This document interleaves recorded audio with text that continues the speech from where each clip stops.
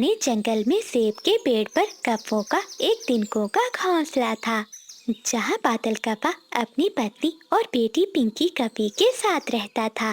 बिजली, मैं यहाँ बैठा बैठा बोर हो रहा हूँ। तुम घोंसले में ही रहना और अंडे का ध्यान रखना। तब तक मैं नदी से घूम कर आता हूँ। खुद ये सारा दिन फिरता है और मैं यहाँ अंडे की रक्षा करने के लिए ही तो बैठी हूँ। मम्मा मम्मा, मैं भी जा रही हूँ। मैं अपने दोस्तों से खेलने जा रही हूँ। मेरे दोस्त मेरा इंतजार कर रहे होंगे। ऐसा कहते हुए पिंकी कभी भी अपने दोस्तों से खेलने निकल जाती है। मैं भी अपनी सहेली से मिलने जाऊंगी, मगर मैं इस अंडे का क्या करूं? अगर मैं यहाँ से ऐसे ही चली गई तो कोई पक्षी मेरा अंडा चुरा कर ले जाएगा। ऐसे कहते हुए बिजली कभी अपने पड़ोस में रहने वाली कोमल चिड़िया के घर जाती है। चिड़िया, चिड़िया बहन, मैं अपनी माँ के पास जा रही हूँ। मेरी माँ बहुत बीमार है। प्लीज कुछ देर मेरे अंडे के पास बैठ जाओ। बिजली बहन, अगर आपकी माँ बीमार है तो आप जरूर जाइए। और हाँ, आप अंडे की चिंता मत करना, मैं ध्यान रखूंगी। फिर कोमल चिड़िया वहाँ से बिजली कभी के अंडे के पास जाकर बैठ जाती है और बिजली कभी अपनी सहेली से मिलने झरने पर चली जाती है।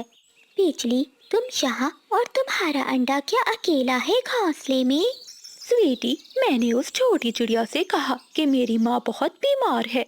वो तो खुशी खुशी मेरे अंडे के पास बैठ गई। बिजली, तुम भी ना एक नंबर की झूठी हो।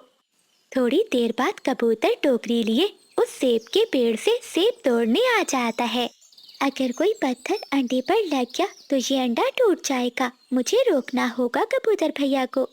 ऐसा सोचते हुए कोमल चिड़िया नीचे कबूतर के पास जाती है। कबूतर भैया, अभी आप कोई भी सेब ना तोड़ें, क्योंकि कोई पत्थर भी बिजली के अंडे पर लग सकता है। बिजली घोंसले में नहीं है और मैं उसके अंडे की रक्षा कर रही हूँ। ठीक है कोमल बहन, मैं नीचे गिरे हुए सेब ही चुन लेता हूँ।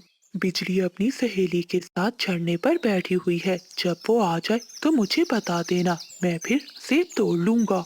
क्या कबूतर भैया, ये आप क्या कह रहे हैं? बिजली तो मुझे बोलकर गई है कि उसकी माँ बीमार है।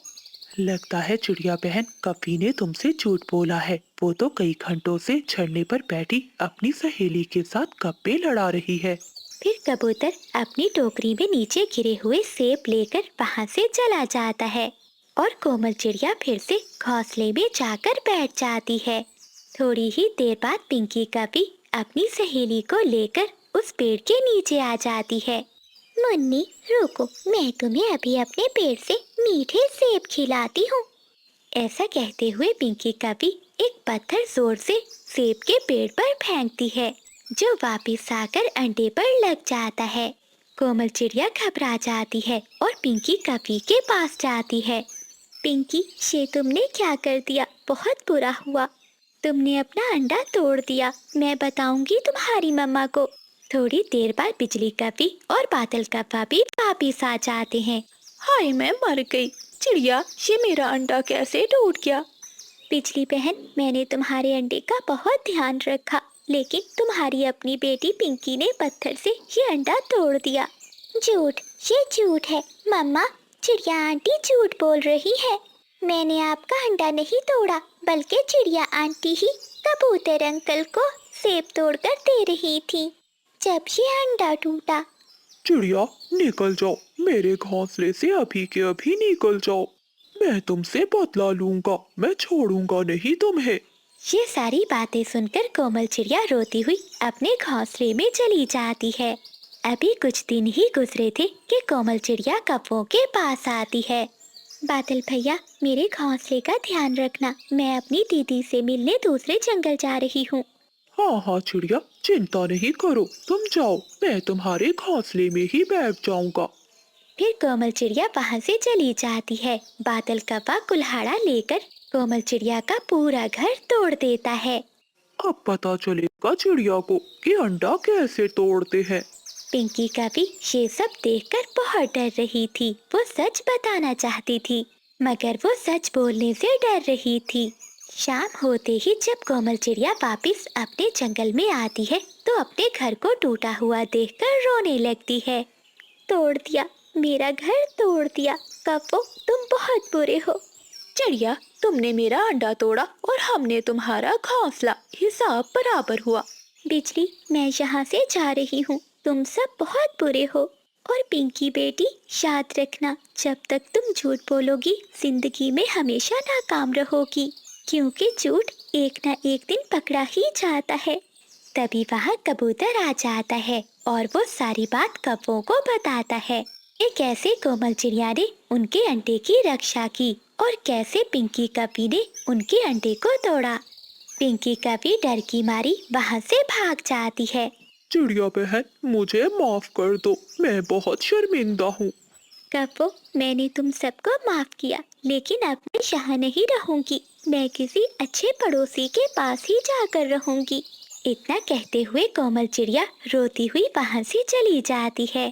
तो प्यारे दोस्तों, इस कहानी को लाइक, चैनल को सब्सक्राइब और अपने दोस्तों के साथ शेयर करना मत भूलिएगा। आपका धन्यवाद। बिजली बेटी, जरा बाहर तो आकर देख, मौसम कितना सुहाना है। आ रही हूँ माँ, देखो तो आज मैंने ये काला चश्मा पहना है, कैसी लग रही हूँ मैं। बेटी, उधर नहीं इधर देखो, मैं यहाँ खड़ी हूँ। अरे वाह वाह, मेरी बेटी तो ऐसे लग रही है जैसे आसमान से कोई काली परी उतरी हो। उसी समय बादल कप्पा वहाँ से गुजरता है। वो बिजली को देखकर वहीं रुक जाता है। वाह वाह, क्या अदाएं हैं। ऐसा लगता है जैसे ये हसीना बस मेरे लिए ही बनी है। ऐसा सोचते हुए बादल कप्पा बिजली कपी के पास आता है। माँ जी नमस्ते। इसी जंगल के नदी के उस पार वाले आम के पेड़ पर मेरा बहुत बड़ा घर है। मैं आपकी सुंदर बेटी का हाथ मांगने आया हूँ। हाथ? बादल बेटे, मेरी बेटी जंगल की सबसे सुंदर कवि है, शहजादी है शहजादी। इसे देखने के लिए दूसरे जंगल के अमीर अमीर काफे लाइन लगाकर खड़े होते हैं। तुम्हारे पास क्या है? माँ जी, मेरे पास पूरा आम का बाग है। मैं वादा करता हूँ कि बिजली को कभी जमीन पर पाँव नहीं रखने दूंगा। अच्छा तो ठीक है, लेकिन मेरी एक शर्त है। मेरी बेटी को अंधेरा बिल्कुल पसंद नहीं। अगर तुझे मेरी बेटी से शादी करनी है तो तुझे जंगल के सबसे ऊंचे पहाड़ से जादुई जुगनू लाना होगा। वो जुगनू जिसकी रोशनी कभी खत्म नहीं होती। परंतु माँ जी, ये तो बहुत खतरनाक है। वहाँ तो बूढ़ी चील रहती है। तो फिर रिश्ता कैंसिल। मेरी बेटी तो किसी शहजादे कपे के घर ही जाएगी जो इसके लिए चांद तारे लाएगा। नहीं नहीं माँ जी, बिजली से शादी तो मैं ही करूँगा। ठीक है, मैं जाऊँगा। इतनी सुंदर कवि के लिए तो मैं शेर की मूछें भी तोड़ कर ला सकता हूँ। ऐसा कहते हुए बादल कप्पा वहाँ से चला जाता है। माँ जी, तुमने क्यों नहीं बताया कि मैं अंधी हूँ और देख नहीं सकती? बेटी, अगर मैं उसे बता देती तो वो कभी तुझसे शादी ना करता। जैसे पहले 100 कव्वे तुझे रिजेक्ट करके गए हैं। ये कव्वा तेरे लिए परफेक्ट है, इसलिए तो मैंने इसे यहाँ से दूर भेजा है ताकि उसे पता ना चले कि तू अंधी है। फिर बादल कप्पा चिड़िया के पास जाता है और उसे सारी बात बताता है। बादल भैया, एक बार अच्छे से छानबीन कर लेनी थी। वो कवि तो ठीक है ना? चिड़िया बहन, बहुत सुंदर है वो कवि। जब से उसे देखा है तो मैं सब कुछ भूल गया हूँ। बस अब मैं उसे पाकर ही रहूंगा। मैं जा रहा हूँ ऊंची पहाड़ी पर अपनी बिजली जी के लिए जुगनू लाने। ठीक है बादल भैया, आप आराम से जाइए। ऊपर वाला आपको सफलता दे। तब तक हम सब दोस्त मिलकर आपकी शादी की तैयारी करते हैं। फिर बादल कप्पा वहाँ से उड़ जाता है। वो ऊंची पहाड़ी की ओर बढ़ने लगता है। पूरा दिन उड़ने के बाद आखिरकार बादल कप्पा एक गार में पहुँच जाता है। गार में हर तरफ अंधेरा था। जुगनू, जुगनू भैया, आप कहाँ हो? मैं आपको लेने आया हूँ। अचानक एक चील बादल कप्पे के सामने आ जाती है। बादल कप्पा देखकर डर जाता है।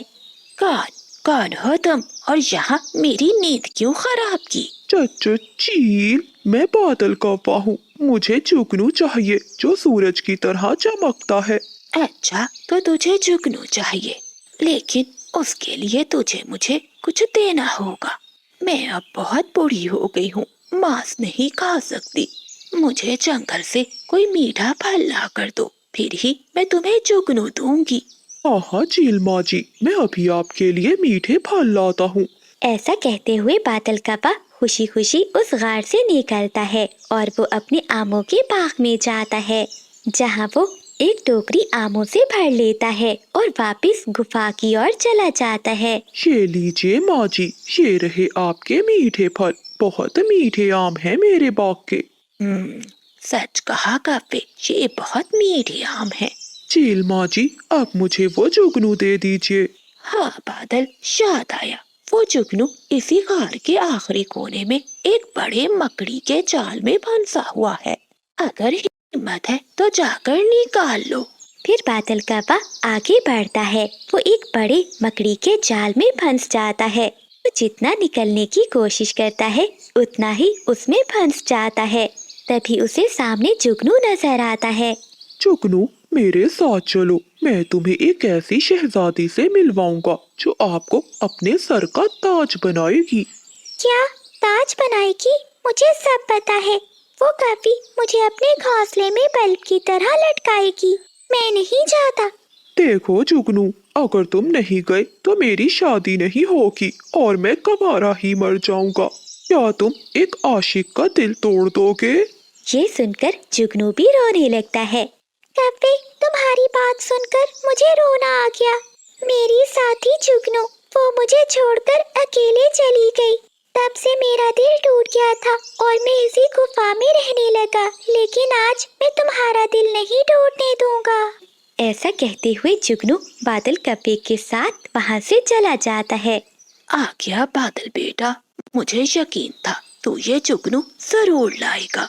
हाँ हाँ माँ जी, ये लीजिए जुगनू, और अब मुझे अपना दामाद बना ले। फिर जंगल में शादी की रौनकें शुरू हो जाती हैं। बादल कव्वा सच संवर कर अपने दोस्तों के साथ बारात लेकर आता है। चिड़िया बहन, मुझे कुछ ठीक नहीं लग रहा। इस कपी ने ये काली ऐनक क्यों पहनी है? तोते भैया, बादल ने कहा था कि बिजली को रोशनी पसंद नहीं, इसलिए हो सकता है उसने ये ऐनक लगाई हो। सावित्री अपनी बेटी को देखकर बहुत खुश थी। आज मेरी बेटी का नसीब चमक उठा है। बादल और बिजली की शादी हो जाती है। तभी भूरा कव्वा वहाँ आता है। ये शादी रोक दो, बिजली अंधी है। ये सुनकर सभी पक्षी हैरान हो जाते हैं। लेकिन भूरे, अब तो शादी हो गई। मुझे तो पहले ही दाल में कुछ काला लग रहा था। माँ जी, आपने मुझे इतना बड़ा धोखा दिया। हाँ बादल बेटे, मेरी बेटी अंधी है।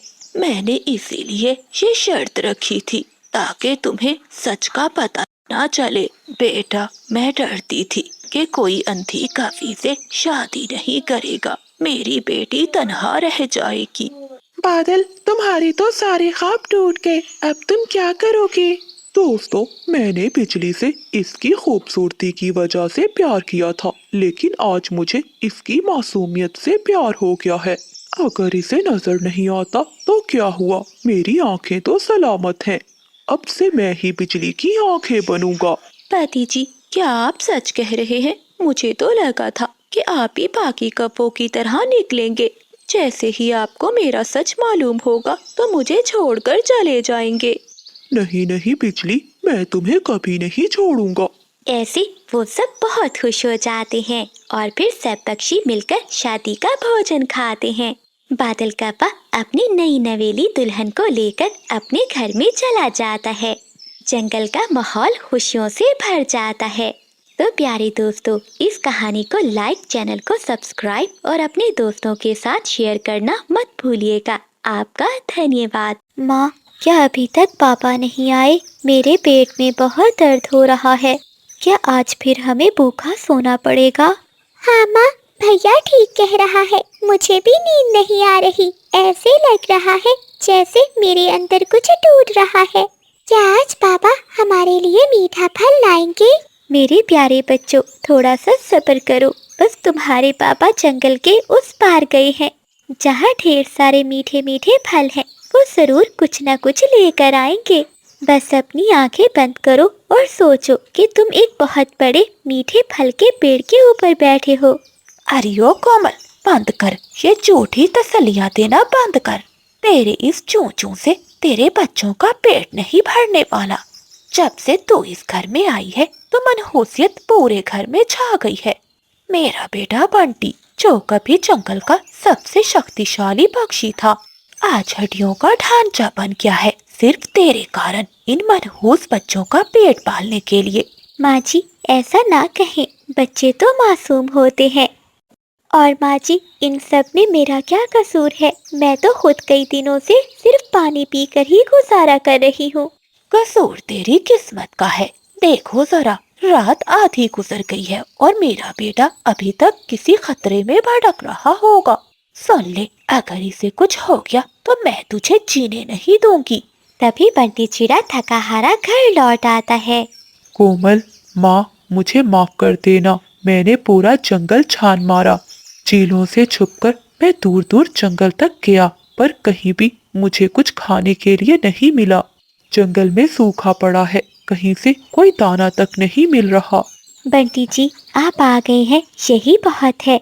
ऊपर वाला सब ठीक कर देगा। आप आराम करें, आपके पंख घायल हो चुके हैं। आराम? ये आराम का समय है? फिर बंटी चिड़ा अपने घोंसले में सो जाता है और कोमल चिड़िया अपने पति के पंखों पर मरहम लगाती है। अगली सुबह हो जाती है। बंटी सुबह सवेरे ही दाने की खोज में निकल जाता है। कोमल चिड़िया अपने बच्चों को लिए बाहर बैठी हुई थी। तभी बिजली कवि मीठे फलों की टोकरी लिए वहाँ आती है। अरे कोमल बहन, अभी तक यहीं बैठी हो? मैं यहाँ से घर जा रही थी तो बच्चों के रोने की आवाज सुनकर मेरा कलेजा मुंह को आ गया। देखो कैसे इन मासूम बच्चों के चेहरे पीले पड़ गए हैं। ऐसा कहते हुए बिजली कवि एक मीठा फल उन बच्चों के सामने रखती है। ये लो बबलू और मीना, ये मीठा फल खा लो। तभी चिड़िया की सास भी वहाँ आ जाती है। अरे बिजली, तेरे पास इतना फल कहाँ से आया? पूरे जंगल में तो सूखा पड़ा है, पक्षी मर रहे हैं भूख से, और तेरे पास ये फलों से भरी हुई टोकरी। माँ जी, मेरे जैसा दिमाग हो तो सब कुछ मिलता है। मैंने सुना है आपका बेटा बंटी पूरी रात भटकता रहा है, पर इसे खाने को कुछ नहीं मिला। सच तो ये है कि वो मेहनत तो करता है, लेकिन किस्मत का मारा है। बिजली बहन, आपका फल देने के लिए बहुत बहुत धन्यवाद। लेकिन आप यहाँ क्यों आई हैं? मैं जानती हूँ कि बगैर किसी मकसद के आप किसी के पास नहीं जाती। तौबा तौबा, कोमल, तुम मुझे इतना गलत समझती हो। मैं तो सिर्फ मदद करने के लिए आई थी। मैं तो तुम्हें बताने आई थी कि नदी के उस पार काला महल है, जिसकी मालकिन एक बहुत बड़ी और दयादिल चील है। इसे अपने अंडों की निगरानी के लिए एक नौकरानी की जरूरत है। बदले में वो उसे इतना अनाज और सोना देगी कि आने वाली 7 नस्लें शाही जिंदगी गुजारेंगी। नहीं बिजली, सब जानते हैं जो पक्षी भी नदी के उस पार काले महल में गया है वो कभी वापस नहीं आया। मैं अपने बच्चों को छोड़कर कहीं नहीं जाऊंगी। तो ठीक है चिड़िया, मत जाओ। अपने सामने इन बच्चों को मरते हुए देखो। जरा देखो अपने बच्चों को, भूख के कारण कैसे कमजोर हो गए हैं। कल को ये मर गए तो तुम्हें पछताना पड़ेगा। माँ वही होती है जो अपनी संतान के लिए अपनी जान खतरे में डाल दे, वो नहीं जो इनका तमाशा देखे। हाँ कोमल, बिजली ठीक कह रही है। तू तो बहुत बड़ी नेक बनती थी, अब अपने बच्चों की जिंदगी के लिए इतनी सी कुर्बानी नहीं दे सकती। बंटी को मैं संभाल लूंगी, तू बस जा और अनाज लेकर आ जा। अगर तू ना गई तो मैं समझूंगी कि तू इन बच्चों की सगी माँ नहीं है, बल्कि इनकी दुश्मन है। कोमल चिड़िया अपने बच्चों की तरफ देखती है जो भूख से नाडाल होकर जमीन पर पड़े थे। वो रोते हुए कहती है, क्या क्या वो वाकई ही हमें अनाज देगी? क्या मेरे बच्चे पेट भरकर खाना खाकर सो सकेंगे?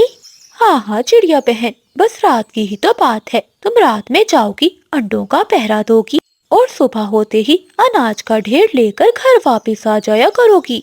चिड़िया बहन, तुम चिंता क्यों करती हो? मैं खुद तुम्हें वहाँ छोड़ कर आऊंगी। कोमल चिड़िया अपने बच्चों के पास जाती है।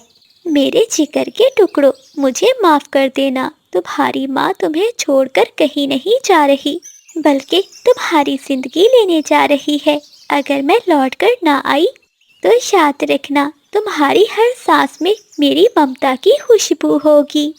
तभी बुलबुल वहाँ आ जाती है। कोमल, ये तुम क्या करने जा रही हो? बिजली की बातों में मत आओ। क्या तुम पागल हो गई हो? इस कपी का एतबार करना बहुत मुश्किल है।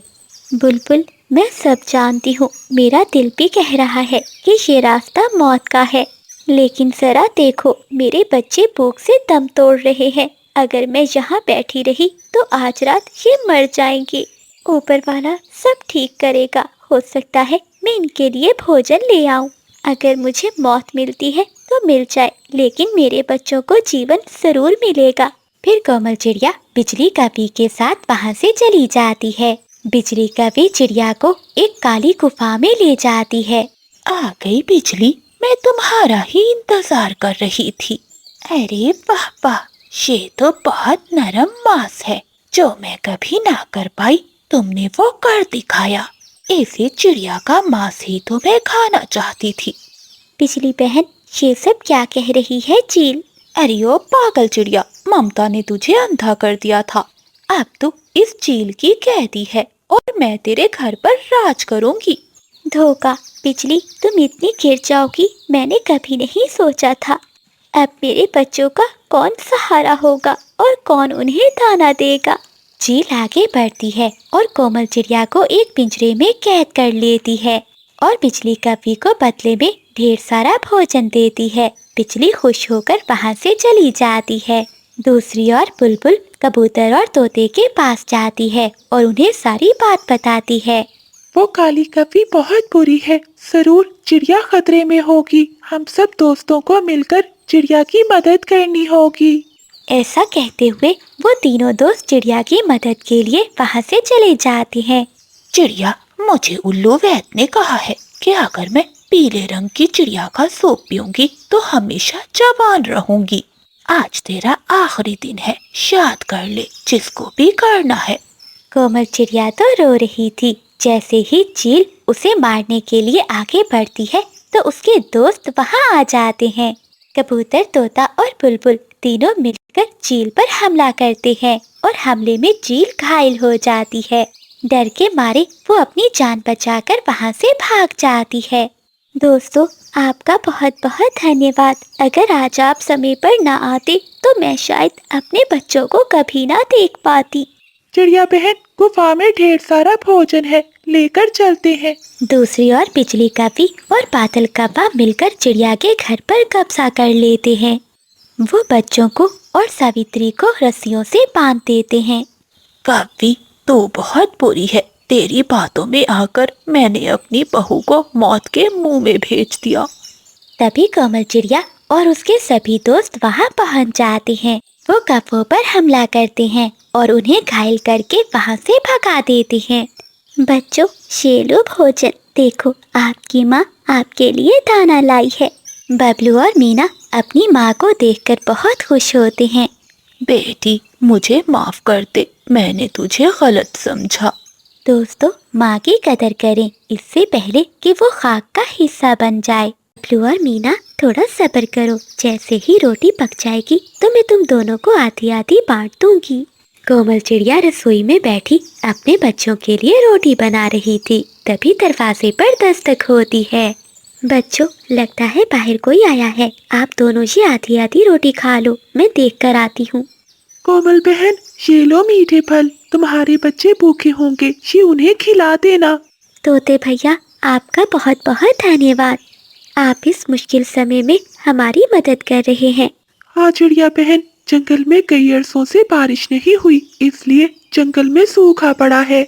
मेरे पास कुछ भोजन जमा है, इसलिए सोचा तुम्हें भी दे दूं। वहीं सामने चिड़िया के पड़ोस में बादल कप्पा और बिजली कपी बाहर बैठे उन्हें देख रहे थे। बादल जी, मैं तो भूख से मर रही हूँ और ये मोटी चोंच वाला सारा भोजन इस चिड़िया को ही दे रहा है। हाँ बिजली, मैंने सुना है कि तोते के पास ढेर सारा अनाज है, इसने कहीं छुपा कर रखा हुआ है। तो बादल जी, कुछ ऐसा करो ना कि वो सारा अनाज हमें मिल जाए। बिजली, तुम चिंता नहीं करो, मैंने सब सोच लिया है कि आगे क्या करना है। शाम होते ही बादल कप्पा भागता हुआ चिड़िया के पास आता है। कोमल बहन, बहुत बुरी खबर है, हम सबको यहाँ से भागना होगा। बादल भैया, कहाँ भागना होगा और आप इतने घबराए हुए क्यों हैं? मैं नदी के उस पार बैठा हुआ था, तभी मुझे एक पक्षी ने आकर बताया कि पास के जंगल की चीलों का झुंड हमारे जंगल की ओर आ रहा है। वो शिकारी चीलें रास्ते में जो भी बच्चे आते हैं और जो भी पक्षी आते हैं उनको खा रही हैं। पीछे से बिजली का बीबी आ जाती है। हाय हाय बादल, ये सब तुम क्या कह रहे हो? चीले? मुझे चीलों से बहुत डर लगता है, मेरा बच्चा बहुत छोटा है। अब हम कहाँ जाएंगे? हाँ बादल भैया, बिजली ठीक कह रही है। ऐसे हालात में अब हम कहाँ जाएंगे? मेरे बच्चे बहुत छोटे हैं, मैं इन्हें कुछ नहीं होने दूंगी। चिड़िया बहन, मैंने सोच लिया है, घने जंगल के उस पार जो गुफा है हम सबको वहीं जाकर छुपना चाहिए। जब चीलों का झुंड हमारे जंगल से चला जाएगा तो हम सब वापिस अपने अपने घरों में आ जाएंगे। हाँ, ये ठीक रहेगा बादल भैया। आप भी अपने बेटे जुगनू को लेकर उसी गुफा की ओर बढ़ें। तब तक मैं कबूतर और तोते को बताती हूँ। ऐसा कहते हुए कोमल चिड़िया अपने दोनों बच्चों को साथ लेकर तोते के पास जाती है। तोते भैया, हम सबको यहाँ से जाना होगा। हमारे जंगल की ओर एक चीलों का झुंड आ रहा है। अगर हम सब किसी सुरक्षित जगह पर ना छुपे तो वो चीलें हम सबको खा जाएंगी। चिड़िया बहन, तुम्हें ये सब किसने बताया? बादल भैया ने, वही नदी के पास बैठा था, उसे किसी पक्षी ने आकर बताया है। चिड़िया बहन, मुझे चीलों से बहुत डर लगता है, लेकिन मेरा सारा भोजन तो यही है, मैं इसे उठाकर नहीं ले जा सकता। तोते भैया, कुछ भोजन पोटली में डाल लो और बाकी यहीं रहने दो। भोजन का क्या है, वो तो फिर भी मिल जाएगा, लेकिन जान वापस नहीं मिलेगी। फिर चीकू तोता एक पोटली में कुछ भोजन डालता है और चिड़िया के साथ चला जाता है। ऐसे ही वो जंगल के सभी पक्षियों को भी अपने साथ मिला लेते हैं और घने जंगल के उस पार गुफा की ओर चले जाते हैं। बादल जी, अब आएगा मजा। पूरा जंगल खाली हो गया है, अब जंगल के पक्षियों के घरों में जाकर देखते हैं, जो भी होगा सब लूट लेंगे। ऐसा कहते हुए बादल और बिजली अपने बेटे जुगनू को लेकर सबसे पहले तोते के घर जाते हैं। वहाँ तो तोते का जमा किया हुआ ढेर सारा अनाज था। वो सब मिलकर अनाज खाने लगते हैं। दूसरी ओर सभी पक्षी गुफा के अंदर पहुँच जाते हैं। गुफा के अंदर एक साधु उल्लू बैठा हुआ था। अरे पक्षियों, तुम सब यहाँ, सब ठीक तो है ना? और सभी पक्षी इतने डरे हुए क्यों हो? साधु उल्लू जी, क्या आपको नहीं मालूम कि कुछ खूनी चीलें हमारे जंगल में घुस आई हैं? वो तो सभी पक्षियों को ढूंढ ढूंढ कर मार रही हैं। उन्हीं से छुपने के लिए हम सब पक्षी इस गुफा में आसरा लेने आए हैं। चिड़िया बेटी, कौन सी चीलें? मैं तो अभी दूसरे जंगल से होकर आया हूँ, वहाँ तो कुछ भी नहीं था। लगता है तुम्हें किसी ने बड़ा धोखा दिया है। चिड़िया बहन, लगता है उन कौवों ने हमारे साथ धोखा किया है। हम सबको यहाँ भेजकर वो हमारे घरों में जो भी होगा वो सब चुरा लेंगे। हम सबको अभी लौटकर उन कौवों को पकड़ना चाहिए। तोते ने इतना कहा ही था कि अचानक बाहर जंगल का मौसम पूरा बदल जाता है। दिन में भी काली रात हो जाती है और तेज हवाएं चलने लगती है। बादल जोर जोर से गरजते हैं और साथ में बारिश भी शुरू हो जाती है। ऊपर वाला जो भी करता है सब भले के लिए ही करता है। देखो पक्षियों, बाहर का मौसम बहुत खराब है। अगर आज तुम सब अपने घरों में होते तो तुम सबका बचना बहुत मुश्किल था, लेकिन ऊपर वाले ने तुम्हें सुरक्षित यहाँ पहुँचा दिया। आज की रात तुम सब यहीं रुको, जब बारिश रुक जाएगी तो सुबह अपने अपने घरों को लौट जाना। बाहर का मौसम देखकर सभी पक्षी डर जाते हैं और रात उस गुफा में गुजारने का ही सोचते हैं। दूसरी ओर कौवे, जो जंगल के सभी पक्षियों का भोजन चुराकर अपने घर में बैठे हुए थे, वो तो इस तूफान को देखकर कांप रहे थे। हवाएं बहुत तेज थीं। तभी हवाओं के एक तेज झोंके से उनका घर नीचे गिरकर टूट जाता है। बादल कौवा तो बच जाता है, लेकिन बिजली और जुगनू छत के नीचे दब जाते हैं। दिल जी, बचाओ, मुझे और जुगनू को इस छत के नीचे से निकालो। बिजली, अगर मैं यहाँ खड़ा रहा तो मैं भी मर जाऊंगा। मैं अब तुम दोनों को नहीं बचा सकता, मुझे माफ कर देना, मैं जा रहा हूँ। ऐसा कहते हुए बादल कौवा वहाँ से अपनी जान बचाने के लिए भाग जाता है। बिजली कौवे को अपने किए पर अब बहुत पछतावा हो रहा था। आज उसकी वजह से उसके बच्चे की जान भी खतरे में थी। वो तूफानी रात गुजर जाती है। अगली सुबह जब जंगल के सभी पक्षी वापस लौटते हैं तो वो कौवों को नीचे दबा देखकर उन्हें निकालने की कोशिश करते हैं। बिजली का बेटा जुगनू ये सब बर्दाश्त नहीं कर पाता और वो मर जाता है, लेकिन बिजली बच जाती है। चिड़िया बहन, मैंने तुम्हारे बच्चों को मौत के मुंह में धकेला। आज मेरी वजह से ही मेरा बच्चा मर गया और बादल हमें छोड़कर चला गया। मैं तुम सबके साथ पूरा करने चली थी और उल्टा अपने ही पाँव पर कुल्हाड़ी मार बैठी। बिजली कौवी ये सब सदमा बर्दाश्त नहीं कर पाती और वो पागल हो जाती है।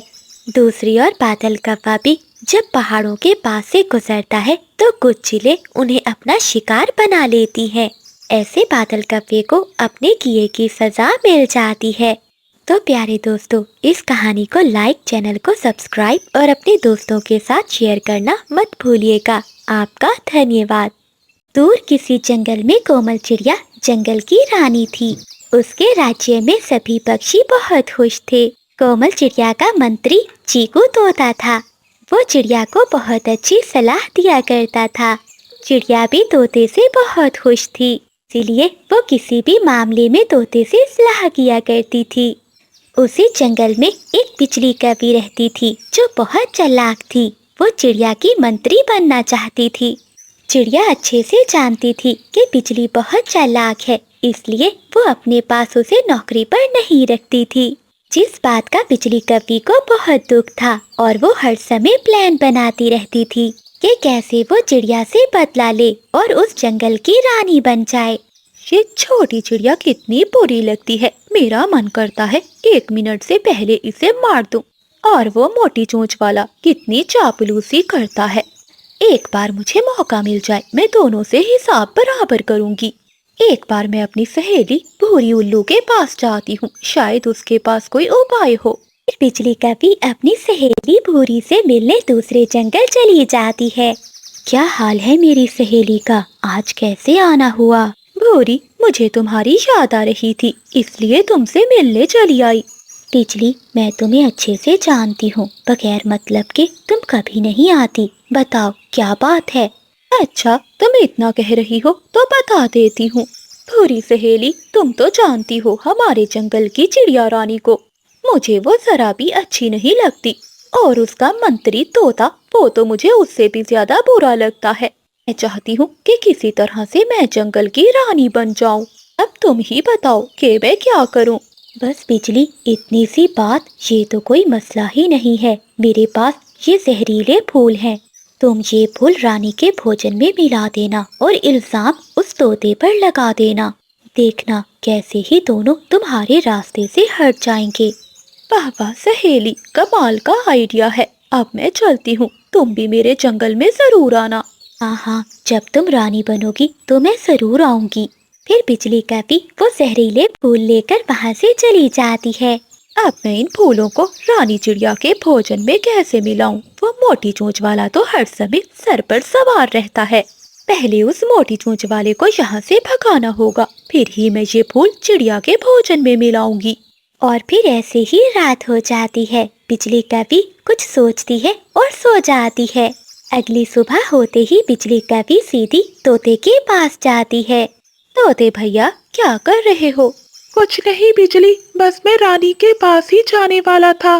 तुम सुनाओ, सब ठीक तो है ना? आज सुबह सुबह ही उठ गए। हाँ तोते भैया, मैं तुम्हें तुम्हारी दीदी का संदेश देने आई थी। कल मैं दूसरे जंगल गई थी। रास्ते में तुम्हारी बहन मुझे मिली थी। वो कह रही थी कि मेरे तोते भैया को संदेश दे देना, आज आकर मुझे मिल जाए, कि मैंने अपने भैया से कुछ जरूरी बात करनी है। तोते, मुझे तो तुम्हारी बहन की तबीयत ठीक नहीं लग रही थी। तुम जरूर आज अपनी दीदी से मिलने चले जाओ। मैं तो कहती हूँ कि अभी चले जाओ, मैं तुम्हारा रानी को बता दूंगी। बिजली, मेरी बहन ज्यादा तो बीमार नहीं थी। मुझे तो कुछ ज्यादा ही बीमार लग रही थी। तो ठीक है, मैं अभी चला जाता हूँ। तुम महारानी चिड़िया से कह देना। हाँ हाँ तोते, तुम चिंता नहीं करो, मैं बता दूंगी। फिर चीकू तोता दूसरे जंगल की ओर चला जाता है। फिर बिजली कभी अपने घोंसले की ओर वो पत्ते लेने जो कल वो अपनी दोस्त से लेकर आई थी। तोता जब दूसरे जंगल अपनी बहन के पास पहुंचता है तो वो बिल्कुल ठीक थी। दीदी, तुम तो बिल्कुल ठीक लग रही हो, लेकिन उस कपी ने मुझे ये क्यों कहा कि तुम बीमार हो? क्या कपी? मुझे तो कोई कपी नहीं मिली। न जाने कपी ने तुमसे क्या कहा। ये सुनकर तोता बहुत परेशान हो जाता है। अच्छा दीदी, अब मुझे वापस जाना होगा। लगता है वो काली कपी जरूर कोई चालाकी कर रही है। ऐसा कहते हुए तोता वहाँ से वापस चला जाता है। मुझे भी जाकर देखना चाहिए, कहीं मेरा भैया कोई बड़ी मुसीबत में ना फंस जाए। और फिर तोते की दीदी भी उसके पीछे चली जाती है। दूसरी ओर बिजली कपी वो जहरीले फूल चिड़िया के भोजन में मिला देती है। तभी महारानी चिड़िया भी भोजन खाने के लिए आ जाती है।